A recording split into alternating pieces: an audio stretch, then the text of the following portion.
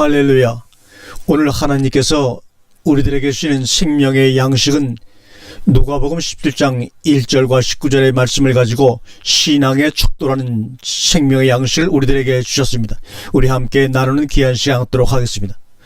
누가복음 17장은 21장과 상당히 대조되는 내용의 말씀인지를 우리가 이미 알고 있습니다. 마태복음에서는 24장이 말세장으로 기록이 되어 있습니다. 특히 24장은 세상 심판에 대한 내용을 기록하고 있고 23장은 구원받은 사람들이 어떤 사람들인가, 23장에서는 소위 독사의 자식들이 어떤 대상들인가 하는 것을 분명히 말씀하고 있습니다. 그런 측면에서 누가복음은 17장과 21장으로 구분이 되어 있어서 17장에 구원받은 사람들이 어떤 사람들이며 21장의 세상 심판은 어떤 양태로 일어날 것인가 하는 것을 기록해 놓은 장입니다. 그런데 우리가 이제까지 17장을 너무 단편적이고 우리 중심적으로 해석했던 것이 사실입니다. 오늘 17장의 가장 핵심적인 말씀은 21절에 나온 하나님의 나라는 볼 수 있게 임하는 것이 아니요 또 여기 있다 저기 있다고도 못하리니 하나님의 나라는 너희 안에 있느니라 라는 말씀입니다. 그런데 우리가 하나님의 나라가 너희 안에 있다는 말을 대개 우리 성도들이 주관적인 해석을 내려가지고 제각기 자기 자신 속에는 하나님의 나라가 있는 것처럼 생각하기가 쉽습니다.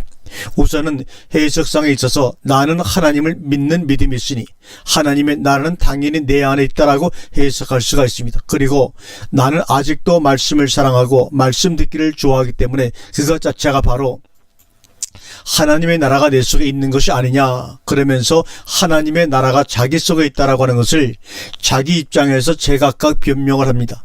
그럴 때마다 그렇지 않습니다라고 해서 그 사람을 실망시키자니 그렇고, 없는 사람은 어디까지나 장래적인 소망이 있는 것이고 있는 사람은 자기 나름대로 있다고 하니 그대로 지켜볼 수밖에 없었습니다. 특히 우리 차원에서는 진리의 성령 그리스도께서 우리 안에 오셔서 영원토록 떠나지 아니하시고 내주하시고 그 내주하시는 증거가 바로 우리 안에 말씀이 살아있다라고 하는 그런 것을 기준해서 하나님의 나라가 우리 안에 있다, 이런 정의를 내려왔던 것이 사실입니다. 그러나 오늘은 좀 더 한 걸음 발전해서 하나님의 말씀이 내 안에 존재하고 꿈틀거리고 머물러 있느냐, 그것이 과연 하나님의 나라가 내 안에 있다라고 주장할 수 있느냐, 그 말씀이 나로 하여금 어떻게 역사해서 어떤 결과를 나타내든지 상관없이 내 속에 말씀이 있다는 것만으로 나는 하나님 나라의 백성이고 하나님 나라가 내 속에 있다라고 주장할 수 있느냐는 겁니다. 그래서 오늘 본문 17장 1절부터 37절까지는 그 내용 전체가 하나님의 나라가 안에 있는 사람들의 특색이 무엇인가 하는 것을 잘 보여주는 말씀이라고 생각해 볼 수가 있습니다. 그래서 오늘 우리는 말씀을 통해서 과연 하나님의 나라가 내 안에 있는 것인가, 이제까지 내가 있다고 생각했던 그것이 사실인가 아닌가 하는 것을 확인할 수 있는 좋은 기회의 말씀이기도 합니다. 먼저 우리가 17장 하면 가장 우리에게 좋은 기억과 아주 중요한 교훈을 주고 있는 말씀이 열 문둥병 이야기입니다. 대개 신앙생활을 하는 사람들이 두 가지 종류의 신앙생활을 합니다. 누구든지 모든 사람들은 교회를 나와 자기 신앙을 가질 때 자기의 죄 문제를 해결받고 싶어서 나오죠. 이 열 문둥병이도 자기들의 깨끗함을 받기 원해서 주님을 만났습니다. 여기서 중요한 것은 이것은 공통사항이라는 겁니다. 여기에 어떤 특별한 특권이 주어진다든지 제사함을 받기 위해서 주님을 만나고자 했던 그것 자체가 구원의 어떤 조건이 되는 것이 아니다, 그런 얘기입니다. 교회에 나오는 사람들은 전부 다 주님을 만나고 싶어하고 주님을 만나서 자기의 죄 문제를 해결하고 싶어하는 것으로 나옵니다. 그런데 그런 사람들에게 어떠한 명령이 주어집니다. 적어도 오늘 본문에서는 제사장에게 가서 내 몸을 보이라는 명령이 떨어집니다. 그런데 그때부터 두 가지 다른 양상이 나타나죠. 하나는 명령대로 가서 제사장에게 자기 몸을 보이고 자기 문둥병의 깨끗함을 받았다라고 하는 증명을 받는 겁니다. 그것이 자기가 할 일의 의무의 전부라고 생각하기 쉽다는 겁니다. 그런 신앙생활 하는 사람들이 대개 다 90%가 그렇습니다. 다시 말하면 성경 말씀에 주일 예배 잘 참석해서 말씀 들어라, 하나님 앞에 11절을 정직하게 잘 드려라, 열심히 하나님의 복음을 남들에게 전파하라, 열심히 하나님께 기도를 해라 하는 여러 가지 명령적 교훈들이 있습니다. 대다수의 90%의 신자들은 하나님의 그 명령을 착실히 수행해 나가는 것으로 자기가 할 일을 다한다라고 생각한다는 겁니다. 그런데 중요한 것은 그런 사람들은 자기가 대단한 일을 했다고 생각할 뿐이지 감사가 없다는 얘기입니다. 그래서 오히려 자랑을 받으려고 하고 사람들에게 인정을 받으려고 하고 목사님들에게 칭찬을 받으려고 합니다. 그런데 중요한 사실은 그 중에 다른 한 사람이 있다는 겁니다. 돌아와서 살해하며 하나님께 영광을 돌리더라. 그것은 그 사람의 외적인 표현일 뿐입니다. 중요한 것은 바로 그 사람 속에 감사가 있었다는 얘기입니다. 오늘 본문은 그것을 말씀하기 위해서 그 앞에 무익한 종 얘기가 나오는 겁니다. 오늘 본문을 보면 명령 받은 것을 다 행했다고 그래서 살해하겠느냐. 지금 이 뒤에 아홉문둥이는 주님께서 명령하신 대로 착실히 수용을 했고 전혀 하자가 없습니다. 가다가 깨끗함을 받았으니 남은 절차는 제사장에게 가서 자기 몸이 깨끗해졌다는 사실 증명서만 받으면 되는 겁니다. 여기서 90%의 사람들은 더 이상 생각을 하지 않습니다. 90%의 교인들은 내가 주일 예배를 착실히 지켰고 11절을 잘 드렸고 교회 봉사를 열심히 했고 전도를 열심히 했고 기도를 열심히 했고 교회에서 시키는 대로 열심히 했기 때문에 나는 죽은 다음에 천국의 보상과 상급이 있다라고 생각만 하지 그 이상을 생각하지 않는다는 얘기입니다. 오늘 본문의 말씀 바로 그런 자들을 향해서 주신 말씀입니다. 명령받은 것을 다 행했다고 해서 살해하겠느냐. 무익한 종이 당연히 한 것을 한 것뿐이다라는 겁니다. 이 종의 입에서 이런 말이 나오게 된 것은 그 종에게는 자기가 할 일을 다 한 것뿐만 아니라 한 가지 더 남아있는데 그 속에 감사가 남아있다는 사실입니다. 결론적으로 말씀을 드려서 신앙의 척도라고 하는 것은 적용의 분량입니다. 내가 얼마나 내게 주어진 하나님의 말씀을 생활 속에서 많이 적용했느냐 하는 적용의 분량인데 그 적용의 분량의 결론은 무엇인가 하면 감사가 얼마나 풍성하냐 하는 겁니다. 이 한 문병자는 그 감사가 풍성했습니다. 이 무익한 종이라고 자처하는 이 종에게는 그 감사가 풍성했기 때문에 자기 받은 명령대로 다한 것이 조금도 자랑스럽거나 떳떳하지 못했습니다. 따라서 합시다. 내가 이렇게 맡은 일을 다할 수 있었던 것은 하나님께서 내게 힘과 지혜와 지혜를 은사를 주셨기 때문이다. 아멘. 여러분, 충성이라고 하는 것은 의무의 수행이 아니라 감사의 표현입니다. 내게 이런 자리를 주어서 감사합니다. 그런 사원에 충성하는 겁니다. 봉급의 많고 적은 문제 때문에 열심히 일하는 것은 거래이고 감사입니다. 여러분, 우리 가운데 혹시 병든 아내가 있습니까? 그런 아내라도 내게 주신 것을 감사하시기 바랍니다. 돈을 시원찮게 벌어오는 남편이 있습니까? 그런 남편일지라도 내 곁에 있다는 것을 감사하십시오. 혹시 공부 못해서 속 썩이는 자식이 있습니까? 공부 못하는 자식일지라도 내게 그 자식을 주셨다는 것을 감사하십시오. 감사가 있는 곳에 은혜가 있고 은혜가 있는 곳에 하나님의 나라가 있는 것입니다. 하나님의 나라가 너희 안에 있느니라. 여기 있다 저기 있다 못하리니. 이것이 무슨 이야기입니까? 하나님의 나라는 조건적이 아니라는 얘기입니다. 감사는 외적 조건에 의해서 주어지는 것이 아니라 자기 자신 속에 기본적으로 주어져 있는 것입니다. 그 기본이 바로 믿음인 것입니다. 여러분, 우리에게 믿음이 주어졌을 때 교회 열심히 하고 기도 열심히 하고 성경 말씀 열심히 보고 믿음 믿고를 열심히 하는 생각을 이 시간에 버리셔야 합니다.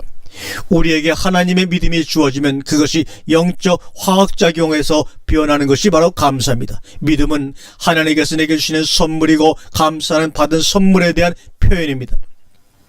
우리에게 감사하지 못할 것이 무엇이 있습니까? 우리 주위에는 감사할 것 투성입니다. 이제부터 감사만 하세요. 중요한 것은 기준 설정을 잘 해야 됩니다. 그 기준 설정이 세상 사람이든지 세상 것일 때는 틀려버립니다. 그러나 하나님의 것은 감사만 나옵니다. 하나님은 기본이시기 때문에 그래서 아르케를 쓰신 것입니다. 태초에라는 말입니다. 기본이 무엇인지 아십니까? 기본은 자연과 나입니다. 자연과 나 외에 플러스된 것들은 전부 다 욕심입니다. 그렇게 많이 가지고 있으면서도, 그렇게 벌었으면서도, 그렇게 많이 받았으면서도 그 입에서는 불평만 나옵니다. 나눔이 없습니다. 오늘 본문 1절과 2절의 말씀, 이런 말씀이 있습니다. 예수께서 제자들에게 이르시되 실족해 하는 것이 없을 수는 없으나 있게 하는 자에게는 화로다. 저가 이 작은 자 중에 하나를 실족해 할진대 차라리 연자맷돌을 그 목에 메우고 바다에 던지는 것이 나으리라. 어떻게 하는 것이 실족해 하는 겁니까? 오늘날 교회가 성도들에게 감사케 하는 것이 아니라 오히려 실족해 유도를 하고 있습니다. 복 받으라는 겁니다. 복을 받지 못하는 것은 기도하지 않아서, 수백중하지 않아서, 충성하지 않아서 그렇다고 합니다.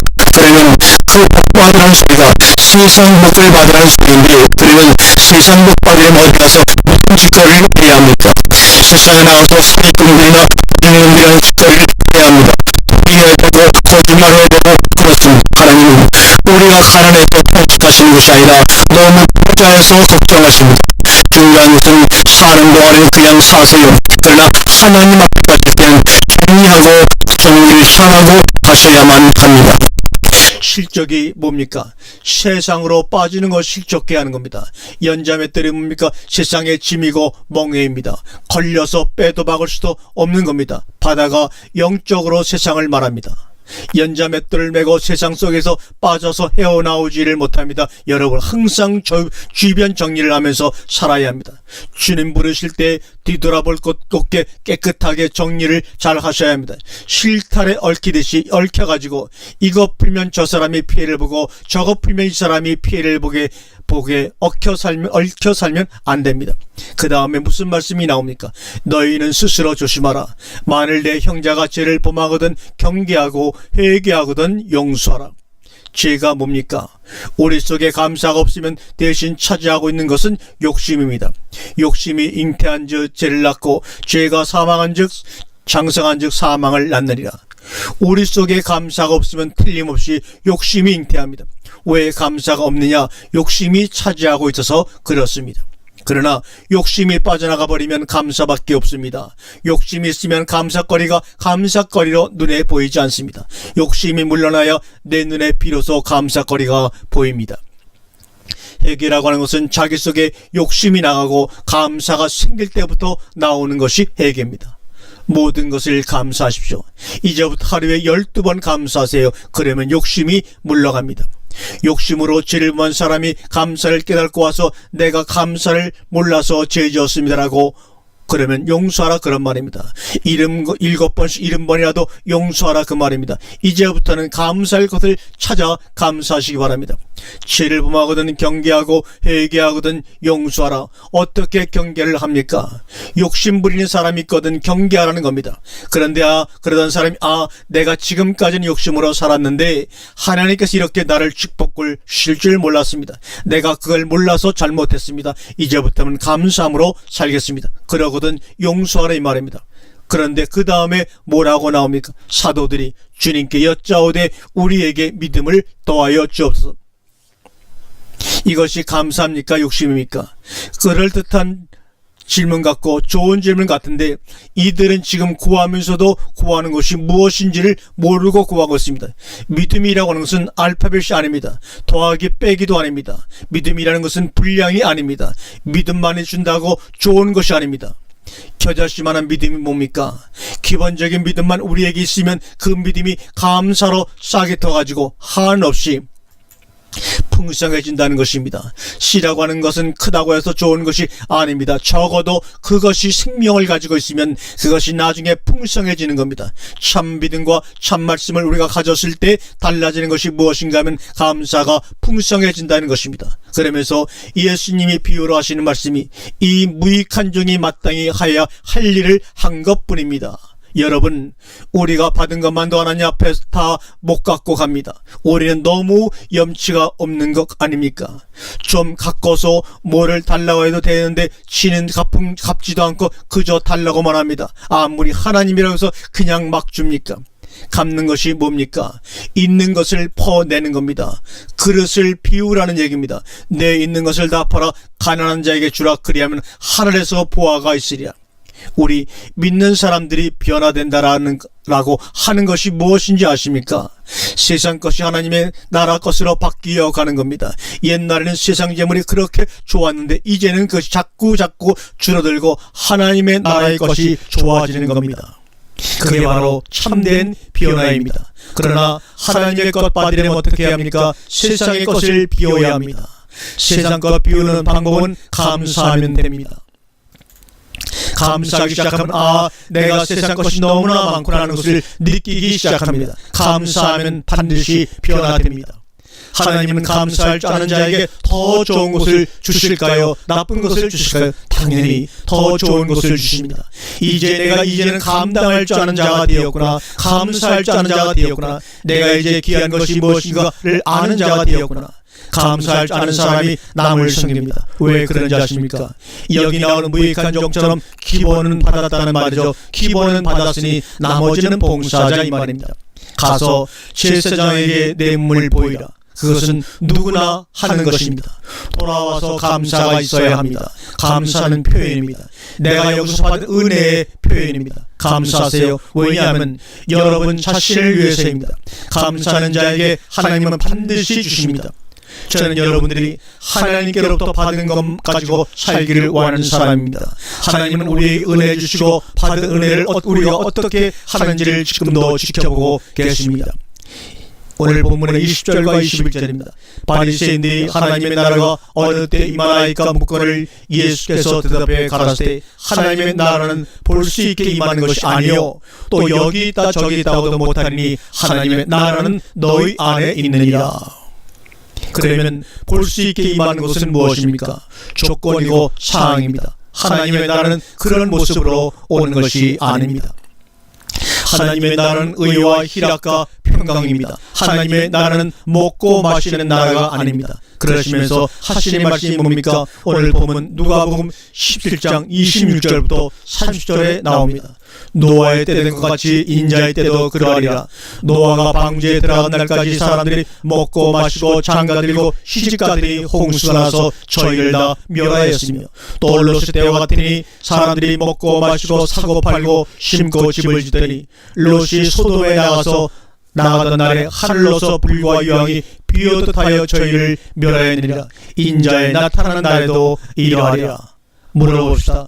노아 시대와 롯의 사람들이 도대체 무엇을 잘못했습니까? 롯의 때와 같으니 사람들이 먹고 마시고 사고 팔고 심고 집을 짓더니 아니 여기서 무엇이 잘못된 것이 있습니까? 무엇을 잘못했습니까? 먹고 마시고 사고 팔고 장가가고 이제 이게 사는 사람의 본 모습이 아닙니까? 그런데 뭐가 빠졌습니까? 거기에 감사가 없습니다. 감사가 없으면 욕심이 생기고 욕심이 생기면 죄가 오는 것이고 죄가 장성하면 사망이니 그러니 심판이 올 수밖에 없는 겁니다. 심판받지 않고 죄짓지 않으면 감사하면 됩니다. 아침에 일어나서 잠자리에 드는 순간까지 여러분 감사하세요. 30절부터 33절까지입니다. 인자에 나타나는 날은 이러하리라. 그날에 만일 사람이 지붕 위에 있고 그 세간이 집 안에 있으면 그것을 가지러 내려오지 말 것이요 밭에 있는 자도 이와 같이 뒤로 돌이키지 말 것이니라. 롯의 철을 생각하라. 무릇 자기 목숨을 보존코자 하는 자는 잃을 것이요 잃는 자는 살리라. 잃는 자는 자기의 목숨을 잃는 자는 살리라고 분명히 말씀합니다. 세상의 그 욕심을 잊어버리면 하나님께서 저와 여러분을 살리십니다. 34절과 35절입니다. 내가 너희에게 이르노니 그날 밤에 두 남자가 한 자리에 누워있음에 하나는 데려감을 당하고 하나는 버려둠을 당할 것이요 두 여자가 함께 매를 갈고 있음에 하나는 데려감을 당하고 하나는 버려둠을 당할 것이니라. 감사가 있으면 데려감을 당하고 감사가 없는 사람은 버려둠을 당할 것이요 한 자리에 똑같이 있어도 이상한 것은 감사하는 사람은 감사하고 똑같은 자리에 있어도 감사하지 않는 사람이 있습니다. 매를 똑같이 갈고 똑같이 밭을 매는데 똑같이 누워있는데 감사하지 않는 사람이 있다는 말입니다. 37절에 저희가 대답하여 가라사대 주여 어디 오니까 가라사대 죽음이 있는 곳에는 독수리가 모여있느니라. 무엇이 없는 것이 죽음이니까 감사가 없으면 믿음도 없죠. 믿음이 없으면 생명도 없죠. 생명이 없으면 그리스도가 없는 겁니다. 바로 그것이 죽음이 있는 곳입니다. 부자는 지옥에 가서도 감사가 없습니다. 오직 자기 살 궁리만 합니다. 사랑하는 성도 여러분, 우리 안에 세상의 욕심을 다 버리고 감사하시기 바랍니다. 그러면 우리 마음에 하나님의 나라가 이루어집니다. 아멘.